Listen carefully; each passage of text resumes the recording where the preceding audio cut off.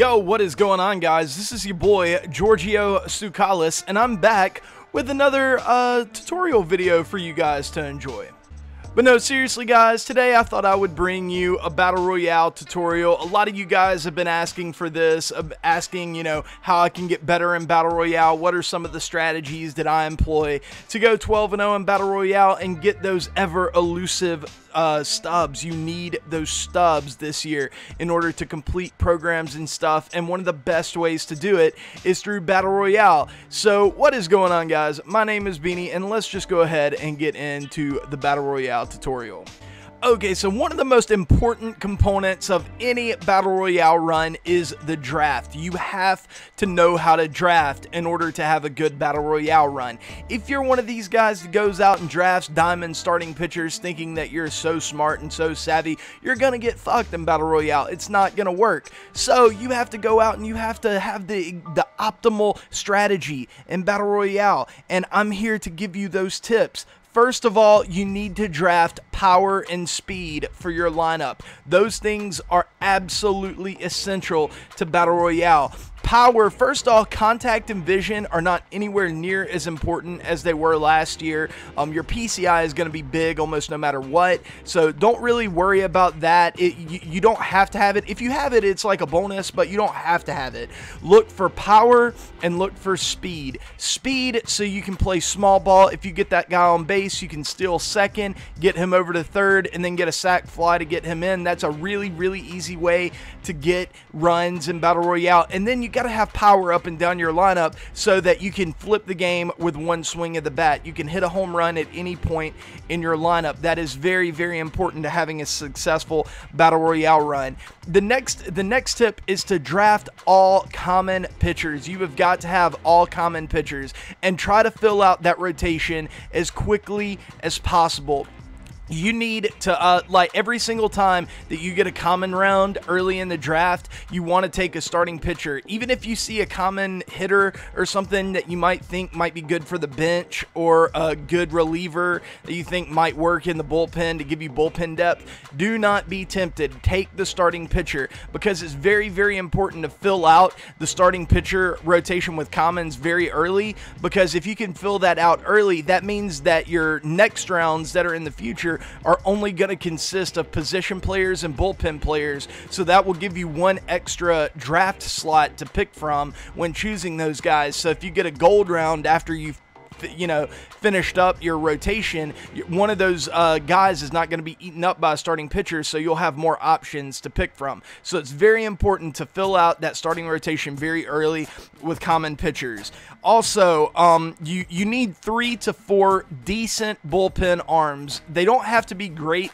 Last year, I would have said go pretty hardcore into the bullpen, but the simple fact is that this year, the bullpen, or like the diamond bullpen guys, I mean, they're good, but they're not so much better than a lot of the silver and even some bronze diamond bullpen guys that it really isn't going to make as much of a difference as one of those diamond hitters would most of the time. There are a few exceptions to that, like maybe a Aroldis Chapman or something, but most of the time you want to take just 3 to 4 really good, solid bullpen arms, and you also want to make sure that you have a nice mix of lefties and righties, so that you'll be prepared for any potential matchup that you might run into in the game. The next tip is going to be a little bit more advanced, and it is round and positional awareness. You need to know how many slots you have left in your lineup, in your rotation, and in your bullpen, so that you don't end up screwing yourself later on in the draft.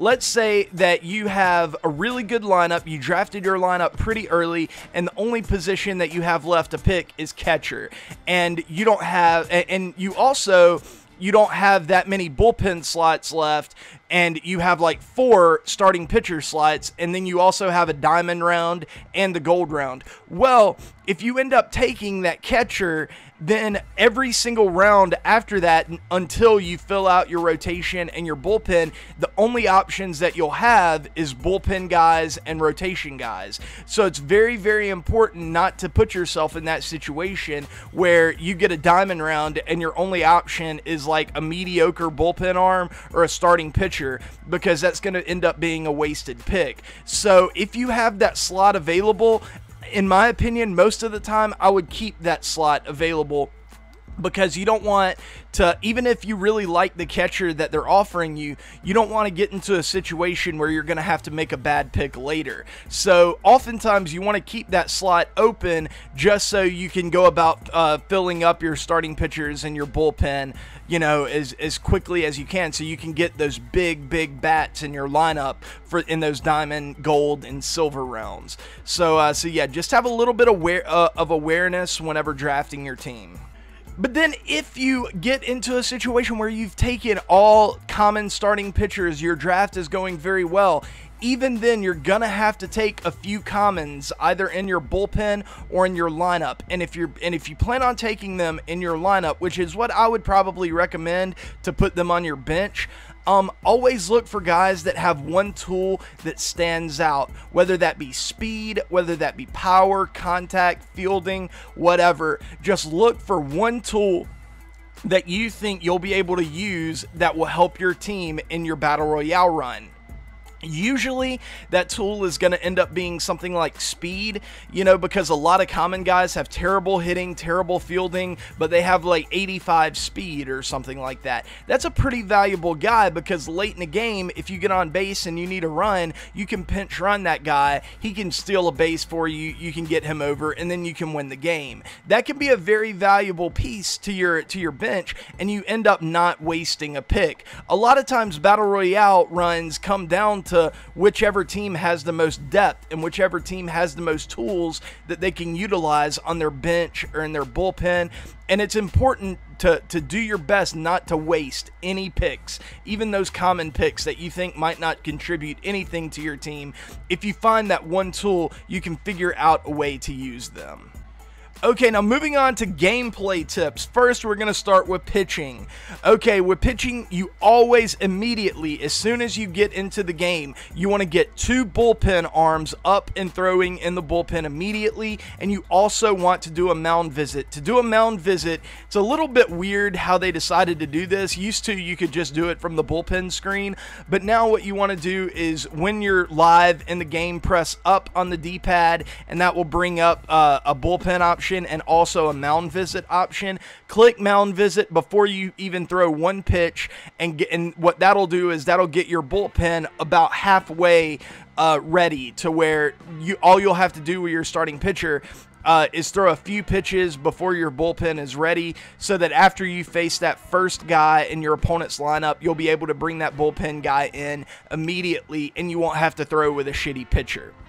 And that also kind of leads me into this next thing. You do need to pull your starting pitcher immediately if you follow the strategy of taking common starting pitchers. You need to pull him after the first hitter that he faces. Otherwise, you really are running a big risk of your opponent doing a lot of damage to you. And also with that starting pitcher, you want to test your opponent's plate discipline. Oftentimes in Battle Royale, you'll run into an opponent that will swing at absolutely everything, and you need to know if that's the type of opponent that you're facing early. And that's a good opportunity to use that common starting pitcher just to throw balls. I mean, throw competitive pitches, but don't throw him a strike until he proves that you are going to have to throw him a strike. Test him out. See if he will swing at those fringe pitches, because if he does, then oftentimes you're going to be able to get a really easy out, and you know, you're not going to be in any danger of giving up a big run if this guy has no discipline. But if he does have discipline, you're just going to have to try to figure out a way to get out that first batter with that common pitcher, because after that you're going to be good, because you have those solid bullpen arms that you drafted. Also, have lineup awareness. This might be the most important tip out of them all. For whatever reason, it seems like people are very averse in Battle Royale to intentionally walking people. But the intentional walk can be one of the most dangerous weapons in Battle Royale. let's say that you're in a spot where there are 2 people out, you have a 1-run lead late in the game, and Vladimir Guerrero Jr. Vladimir Guerrero is coming up to the plate, the 99 overall immortal, and behind him, he has some crappy bronze hitter that he's hitting that is a much, much better matchup for the pitcher that you're throwing with currently. Let's say that you're in that situation. Most guys in Battle Royale, they'll be like, oh God, I got to pitch to Vladimir Guerrero. What do I do? Don't do that, man. Walk him and pitch to the next guy, because you're going to be in a much better situation. That guy behind him is not going to have as good of a chance of getting a hit, or especially a home run to tie the game up, than that Vladimir Guerrero Jr. is. Every now and then this strategy will backfire, and it could end up ruining a run from time to time, but more often than not, you're going to get that guy out, and you're going to save yourself a win, whenever otherwise that Vladimir Guerrero might have hit a home run against you, and it ends up costing you a lot more than you're going to risk. So just have a little bit of lineup awareness, especially late in your opponent's lineup. If he has the pitcher spot coming up and you have 2 outs, and you know you need to get an easy out, and he has, you know, 1 guy hitting in front of that, force him to pull that pitcher, especially if it's a pitcher that you're struggling against, because then that's going to force him to make a decision. Does he want to give you the out by keeping the pitcher in, or does he want to sub that pitcher out and give you an easier pitcher to hit, but give him a better chance at getting a hit with one of his players on the bench? The intentional walk can be an extremely valuable tool, and so is just having general lineup awareness. So just kind of keep that in mind. Be smart. And also, if you want more tips on pitching, I have made 2 pitching tutorials. I'll have the link to both of those down in the description. If you're looking to improve your game in general, a lot of the tips that I say in those tutorials will help you in Battle Royale as well. So I'll leave a link for those down in the description.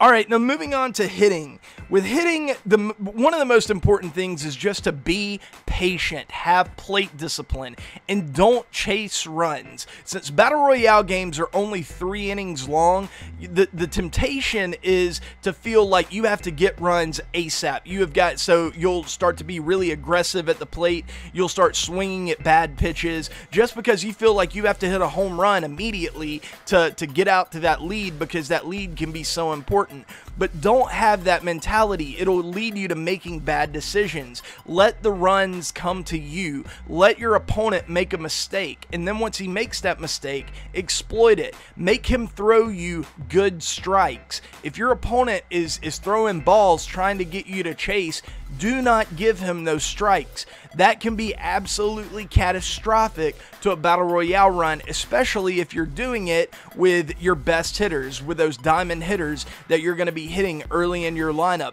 Do not give in to your opponent. Make him throw you strikes, and then once he does, exploit the hell out of it, crush the ball, and crush your opponent.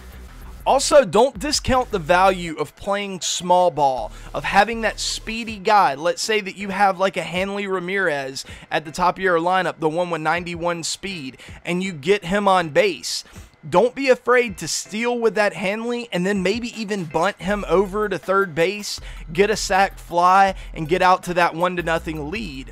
Or, you know, just figure out a way to get those easy runs like that, because a lot of times a Battle Royale game is gonna, after 3 innings, it'll be 0-0. There's not often a lot of scoring that happens in Battle Royale early on in the game, so getting that 1 run can often be the difference. So if you have to bunt, if you have to steal, if you have to figure out ways to generate runs without hitting a home run or extra base hits or anything like that, take advantage of that. It can be absolutely huge for your run and maintaining that 12-0 standard. You also want to balance your lineup out. You don't have to go strictly righty, lefty, but I would try to avoid having 2 lefties hitting back to back in your lineup. That's just, it's an easy recipe to exploit for your opponent, especially late in your Battle Royale runs when your opponent really knows what he's doing. So just try to balance your lineup out. You can, it's a little bit more acceptable to have like 2 or 3 righties hitting back to back, but I wouldn't do it with lefties just because I know in general people tend to struggle lefty on lefty more than they do righty on righty. So yeah, just kind of keep that in mind whenever you're constructing your lineup. You also want to, you know, have a nice blend of power and speed, and you want to put those speed guys in good positions to play small ball and generate those runs. So just think about those things when you're constructing your lineup. And also another one of the it's absolutely crucial to your game, and this kind of goes to the patience argument, is that you want to work pitch count. So you want to get your opponent's pitch count as high as you possibly can.